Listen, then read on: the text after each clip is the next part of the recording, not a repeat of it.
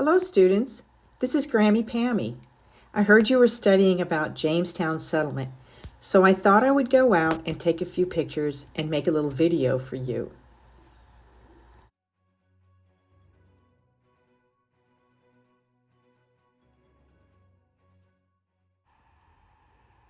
As you know, Jamestown was the first permanent settlement in America.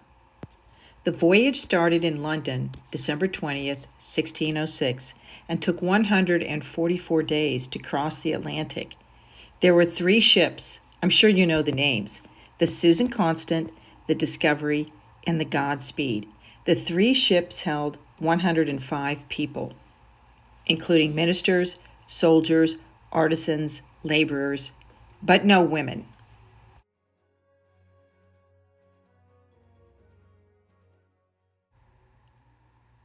The first stop was in the Canary Islands in February 1607.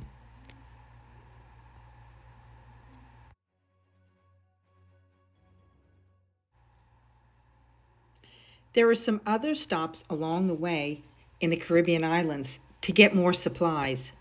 And as you know, when they arrived in Virginia on May 13th, 1607 in Jamestown, they were woefully short of supplies.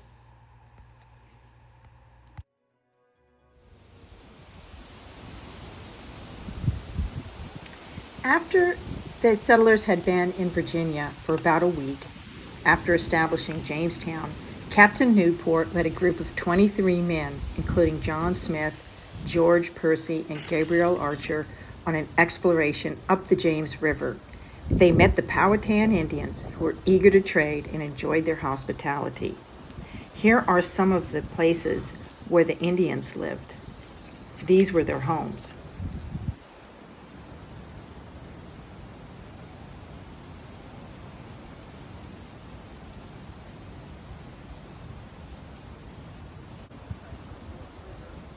Their homes were very simple, with just mats on the floor for sleeping and a fire in the center for heat and light.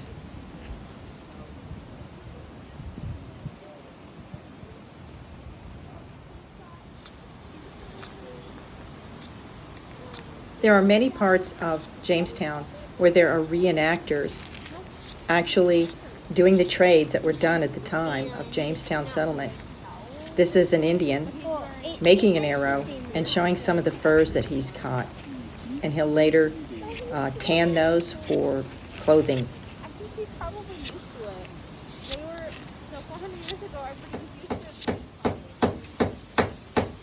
Here's another reenactor.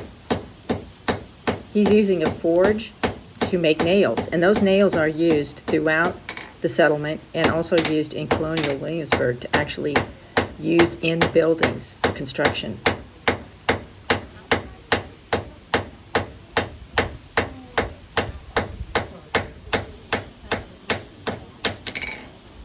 How you doing, Derek?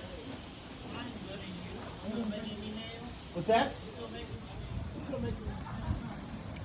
This reenactor is a carpenter, and he's using basically an early version of a lathe, and it's run by that strap of leather, and he is providing the power for this lathe with his foot.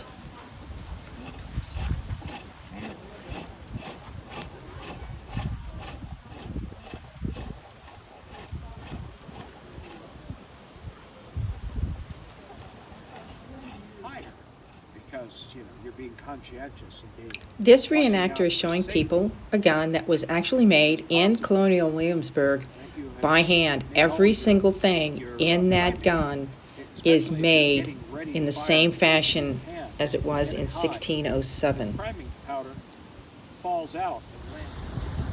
So this ship here is the Godspeed, and it's not real big, so you can imagine how difficult it was to go across the entire Atlantic Ocean in that little small ship there.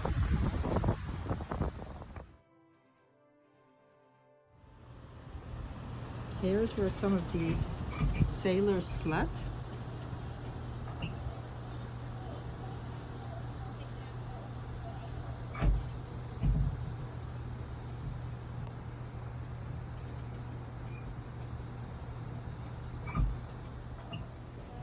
Here's some more areas where some of the sailors slept.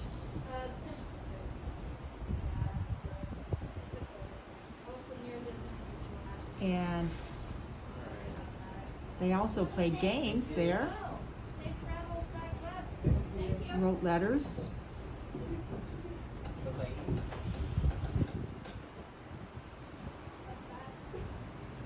Quarterdeck. This is where the officers and the captain would be stationed.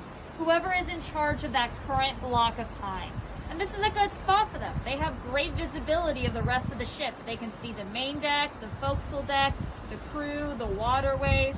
Also, this part of the ship does not rock as much as the bow, which is really nice for comfort for the officers and captain, but it's more important for navigation because it's going to ensure that the compass and its gimbal is more level. And when they're doing angle measurements of sun and stars for celestial navigation, they have more accuracy because they have more stability. Now, if they're off watch, they're in the cabins down below, but there'll always be someone in charge stationed up here, keeping an eye on things and doing navigation. Thank you.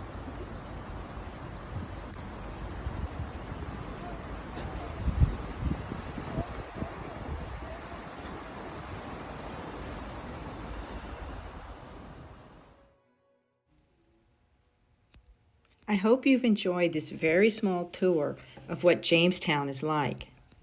Right now, during the coronavirus, there are very few reenactors, but hopefully by next summer, they will be in full swing again.